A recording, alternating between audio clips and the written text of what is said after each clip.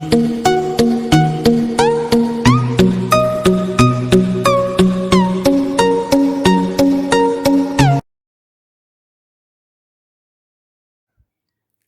student, today we are going to start our chemistry chapter, classification of elements and periodicity in properties.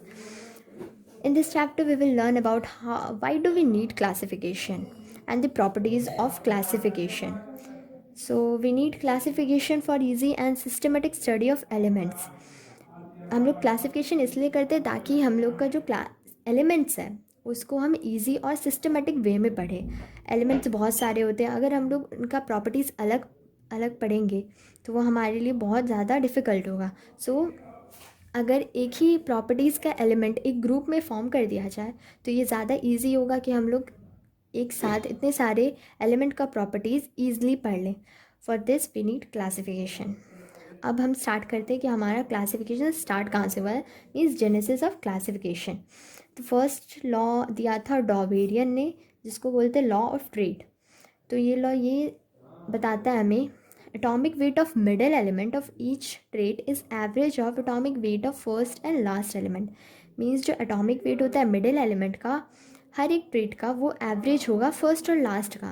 Means middle element का जो atomic weight होगा वो first और last के equal होगा. So we take here an example. जैसे हम लोग यहाँ पे लिथियम लेंगे, सोडियम लेंगे एंड पोटेशियम लेंगे. इसका एटॉमिक वेट होता है 7, इसका एटॉमिक वेट होता है 39. तो अगर हम इन दोनों का लिथियम और पोटेशियम का 7 + 39/2 करेंगे तो आएगा हमारा 23, which was the atomic weight of sodium. तो ये यही प्रूफ करता है कि फर्स्ट और लास्ट का एटॉमिक वेट जो होगा वो एवरेज होगा मिडिल एलिमेंट का. So next law of Octave. Law of Octave दिया गया है बाय न्यूलैंड ने इसे दिया है. इसमें हम ये एक्सप्लेन करते हैं when elements are arrange in increasing atomic weight. जब एलिमेंट्स इंक्रीजिंग एटॉमिक वेट में अरेंज हो तो जो 8 एलिमेंट होता है उसका प्रॉपर्टीज फर्स्ट के सिमिलर होगा.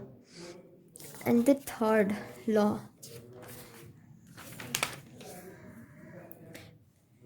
And Mendeleev father of periodic table. Mendeleev को फादर ऑफ पीरियोडिक टेबल कहा जाता है. मेंडलीव पीरियोडिक लॉ, इन्होंने जो लॉ दिया था वो है properties of elements are periodic function of their atomic wait.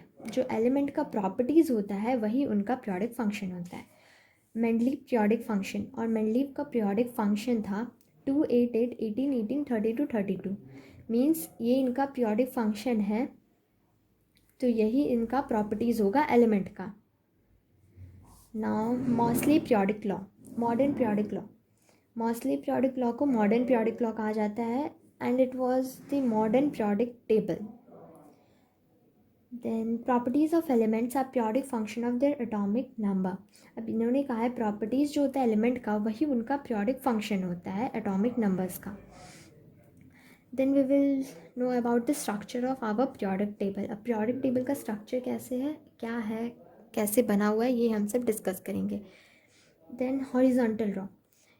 Periods और जो सीरीज़ है वो हॉरिजॉन्टल रो में अरेंज किया हुआ है. Means they are arrange in horizontal row. 7 both in Mendelian periodic table and modern periodic table. 7 है हॉरिजॉन्टल रो, कितने 7 है मेंडलीव पीरियोडिक टेबल में भी और मॉसली पीरियोडिक टेबल में भी. और वर्टिकल कॉलम्स मीन्स ग्रुप और फैमिली, वर्टिकल कॉलम कितने हैं 1 to 18. In long form periodic table, long form periodic table में 1 to 18 है और मेंडलीव पीरियोडिक टेबल में 1 to 8 है. Mendeleev periodic table 1 to 8 and long form 1 to 18. Means Mendeleev ने कितना दिया था 1 से 8 ग्रुप उन्होंने फॉर्म किया था और मॉसले ने 1 to 18 long form group prepare किया. Then IUPAC nomenclature of elements. अब IUPAC नॉमेनक्लेचर है एलिमेंट्स का, मीन्स कोई भी न्यू एलिमेंट्स जब इंट्रोड्यूस होता है तो उसका जब नेमिंग किया जाता है, उसका नाम रखा जाता है, तो ये उस समय बहुत हेल्पफुल होते हैं. नाउ डिजिट 0 to 9 दिया हुआ है, उसके बाद नेम भी दिया हुआ है. 0 का नील, 1 का अन, 2 का बी, 3 का ट्राई, 4 का क्वाड, 5 का पेंट, 6 का हेक्स, 7 का सेप्ट, 8 का ऑक्ट, 9 का एन। और यहाँ पे इन सब का सिंबल दिया हुआ है NUBTQPHSOE।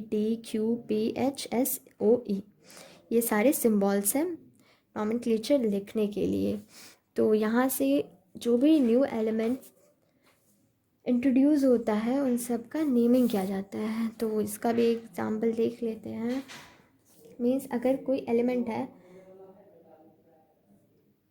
तो उसका डिजिट मीन्स दिया हुआ है, अगर ऐसे 119 है तो इसका अगर हम लोग को IPC नॉमेनक्लेचर में नेमिंग करना है तो हम लोग कैसे करेंगे। 1 का क्या होता है अन, 1 का अन हुआ, 9 का एन होता है, मीन्स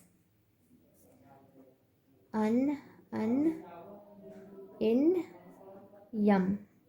और ये जो यम होता है वो हर एक IPC नॉमेनक्लेचर के लास्ट में सफिक्स की तरह लगाया जाता है। हर एक नॉमेनक्लेचर के लास्ट में suffix as a suffix use किया जाता है। तो इसका क्या हो गया अनन यम। और अगर इसको सिंबल फॉर्म में लिखेंगे तो UUE, ये हो गया इसका सिंबल फॉर्म। इसी तरह नेमिंग किया जाता है एज अ डिजिट और लास्ट में IUM ऐड किया जाता है। Then we start types of element. अब पीरियोडिक टेबल में एलिमेंट्स कितने थे इससे हम लोग स्टार्ट करते हैं।